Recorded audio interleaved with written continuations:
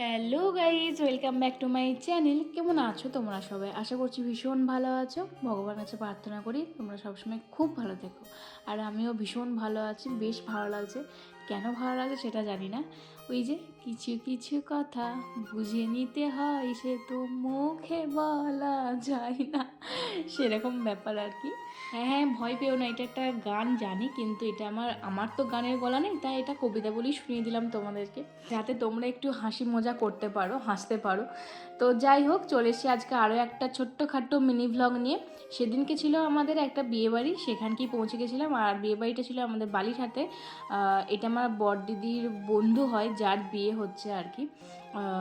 নামটা ঠিক আকাশ দা বোধ হয়, এরকম কিছু একটা নাম ছিল, ভুলে গেছি। তো আর এমনিতেও আমাদেরকেও নিমন্ত্রণ করা হয়েছিল, আর বড়দিকেও করেছিল। তখন বড়দিদি আমাদের বাড়িতেই ছিল, তারপরে শ্বশুরবাড়ি চলে গেছিলো, মানে আমাদের কতুলপুরে ছিল আর কি। কিন্তু বড়দিদি যেতে পারেনি, সানা শরীরটা একটু খারাপ ছিল বলে। সেটাই দাদা জিজ্ঞেস করছিল যে তোর দিদি কেন এলো না। ভাই ভেবেছিল যে আমার কথা বলছে, তখন বলেছে না, তোর বড়দিদি। বললাম আর কি শরীর টরীর খারাপ ছিল। তারপরে গিফট টিপ দিয়ে আমরা চলে গেছিলাম একটু লস্যি, তারপরে ফুচকা খেতে। আমি ফুচকা খেতে খুব একটা ভালোবাসি না বলে খেলাম না। আর ভাবলাম তাড়াতাড়ি খাওয়া দাওয়া করে বাইরে চলে যাব, কারণ পরের দিনকে ছিল ভোট। সেই জন্য না বিয়েবাড়িটা এত ফাঁকা ফাঁকা লাগছিল, মানে বিয়েবাড়ি বলে কিছু মনেই হচ্ছিল না, একদম চুপচাপ শুনশান।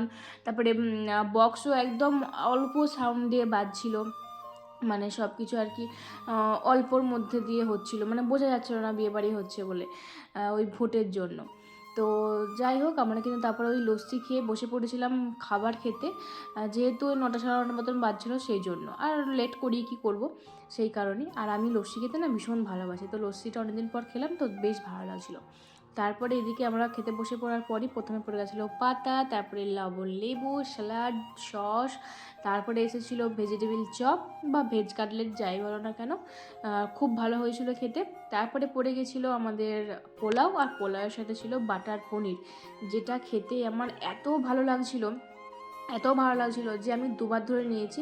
আর মানে কোনো কিছুই নিইনি, এত ভালো লাগছিলো। আর তোমরা দেখতেই পেলে মেনু কার্ডে কী কী ছিল, কী কী মেনু ছিল। আর মেনু কার্ডটাও কিন্তু মেনুর থেকেও সুন্দর হয়েছিল, আমার কিন্তু দারুণ ভালো হয়েছে।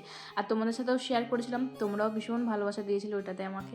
তো এইদিকে দেখো পেঁয়াজ পোস্ত হয়েছে, আমি বিয়ে বাড়িতেই প্রথম দেখলাম যে পেঁয়াজ পোস্ত হতে। তো বেশ ভালোই লাগছিলো, একটা নতুনত্ব জিনিস খেলাম। বাড়িতে বহুবার খেয়েছি, কিন্তু বিয়ে বাড়িতে খাইনি বলে বেশ ভালো লাগছিলো। তারপর চলে এসেছিলো মটন, আর মটনের ফ্যাট খেতে আমি কতটা ভালো আছি তোমাদের কাছে প্রত্যেকটা ভিডিওতেই বলি, দেখায়। তো দারুণ খেয়েছি। আর ভাত নিইনি, যেহেতু দুবার ধরে পোলাও নিয়েছিলাম, সেজন্য আর কোনো কিছুই নিইনি, পোলাও ভাত আর পনির এইটুকুই ছিল, মানে এইটুকুই খেয়েছিলাম আর কি। তো তারপর তো ওই চাটনি পাঁপড়গুলো থাকে, ওগুলোও নিয়েছিলাম, কারণ ওই চাটনি দিয়ে পাঁপড়টা খেতে, তারপর চাটনি দিয়ে মাংস খেতে আমার বেশ ভালো লাগে, মাখিয়ে মাখিয়ে। তারপরে এই আমুলের আইসক্রিমটা আমার ভীষণ ভালো লাগে, এটাও নিয়ে নিয়েছিলাম। তারপরে পড়ে গেছিলো হজমোলা। তো আজকের ভিডিওটা এই পর্যন্তই। কেমন লাগলো তোমরা অবশ্যই জানিও, ভালো লাগলে লাইক কমেন্ট শেয়ার করে দিও। বাই।